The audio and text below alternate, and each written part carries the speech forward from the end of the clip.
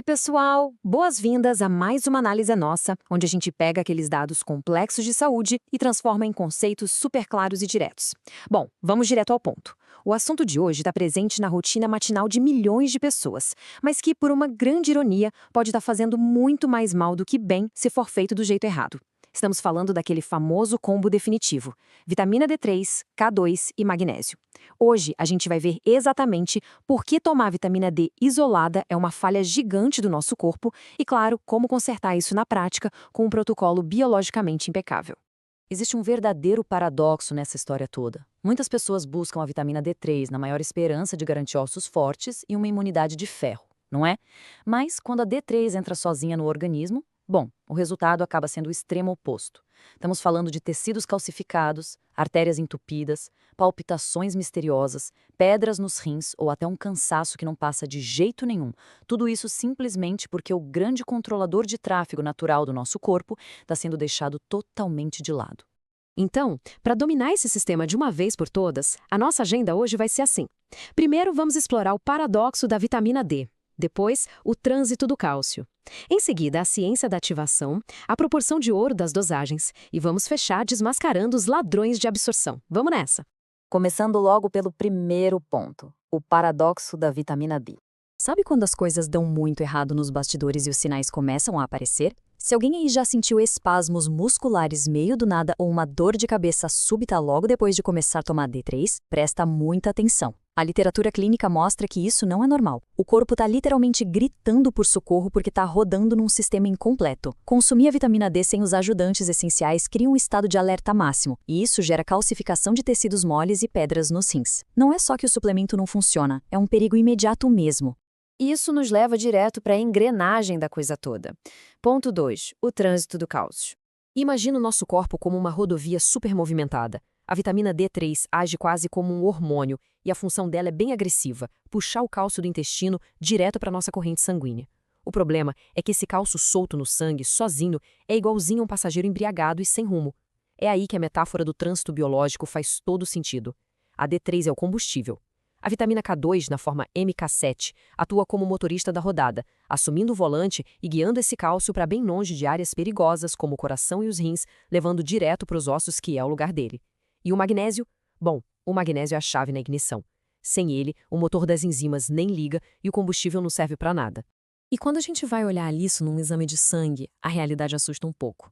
Os laboratórios costumam colocar 30 nanogramas por mililitro como um valor ali normal. Mas para a medicina clínica focada em alta performance, 30 é praticamente o limite de uma deficiência. O alvo real, aquele ponto em que o corpo realmente opera na sua melhor forma, é bem mais alto. Fica ali entre 60 e 80 nanogramas por mililitro. Agora que a gente entendeu esse trânsito, precisamos ver de perto os pedágios bioquímicos. Vamos para o ponto 3, a ciência da ativação. A D3, seja aquela do sol ou de um potinho de suplemento, não sai trabalhando num passe de mágica.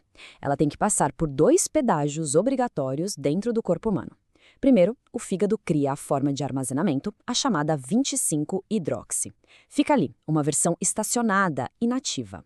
Somente depois de passar pelos rins é que ela se transforma na 1,25-dihidroxi, que é a versão turbinada e totalmente ativa que as nossas células conseguem usar de verdade. Mas olha só o detalhe que quase ninguém te conta. O grande segredo da absorção está exatamente na enzima que faz esse primeiro trabalho lá no fígado, a tal da 25-hidroxilase. E o fato impressionante é que essa enzima é 100% dependente de magnésio para trabalhar. Sem magnésio suficiente, a vitamina D3 fica irremediavelmente presa no estoque. A máquina simplesmente trava. É exatamente por isso que tem tanta gente tomando doses cavalares de D3, mas o exame de sangue continua estagnado e não sobe por nada no mundo. Sabendo que o sistema pode travar desse jeito, como a gente cria o cenário perfeito? Ponto 4. A proporção de ouro. Para garantir que todo esse trânsito de cálcio flua bonitinho para os ossos, a gente precisa de um protocolo exato, um safety stack. A matemática de ouro é a seguinte: Para cada 5.000 unidades internacionais de D3, e lembrando que ela deve ser tomada sempre junto com uma refeição com gorduras para absorver bem, a gente tem que colocar junto de 90 a 100 microgramas de vitamina K2, na forma MK7. Além disso, o corpo pede de 400 a 500 miligramas de magnésio, preferencialmente o glicinato. E para fechar o combo de um jeito magistral, alguns cofatores são indispensáveis, como a vitamina B6 na forma P5P, boro e zinco. E claro, tem um alerta vermelho sobre o que definitivamente não fazer. Comprar suplementos de baixa qualidade é um erro gravíssimo. Sabe aquele carbonato de cálcio barato, super comum nas prateleiras de farmácia? É um perigo. Biologicamente falando, engolir esse tipo de carbonato de cálcio é literalmente a mesma coisa que mastigar giz de escola. O nosso corpo não tem o menor aparato para processar um material tão bruto. É jogar dinheiro fora e colocar a saúde em risco. Mas e se as coisas já deram errado? Para quem sente aquela intolerância a D3, que é um mal-estar claro logo depois de tomar, existe uma estratégia clínica de reinicialização super simples e prática. O passo a passo é esse. Primeiro, corta completamente a D3 por 2 semanas cravadas. Segundo, use esse tempo de pausa para saturar o corpo, tomando 400 miligramas de magnésio todo santo dia. E terceiro, só depois dessa recarga de magnésio é seguro voltar com um combo completo e sinérgico. É um verdadeiro reset biológico, seguro. Só que, mesmo fazendo tudo perfeito nas dosagens, ainda existem barreiras escondidas. Vamos para o nosso último pilar, os ladrões de absorção. Tem condições de base no nosso corpo que simplesmente sabotam tudo que a gente conversou até aqui. O combo pode estar na medida exata, mas não adianta nada se tiver algum ladrão de absorção agindo lá no trato gastrointestinal. Se a pessoa tem baixa acidez no estômago ou usa muito antiácido, o ambiente vira um caos para a absorção. Se alguém removeu a vesícula biliar, isso significa uma grave falta de sais biliares, e aí a coisa complica, porque as vitaminas D e K são lipossolúveis e precisam dessa bile para serem assimiladas. E tem mais, se houver inflamações e patologias como o supercrescimento de bactérias, a famosa SIBO, ou a doença de Crohn, a capacidade do intestino de sugar esses nutrientes despenca drasticamente. Tudo isso nos traz para uma reflexão poderosa, que é a filosofia central da nossa explicação de hoje. Saúde não é sobre tomar pílulas isoladas, é sobre sinergia. É completamente inútil buscar compostos baratos e tentar resolver problemas complexos com soluções fragmentadas.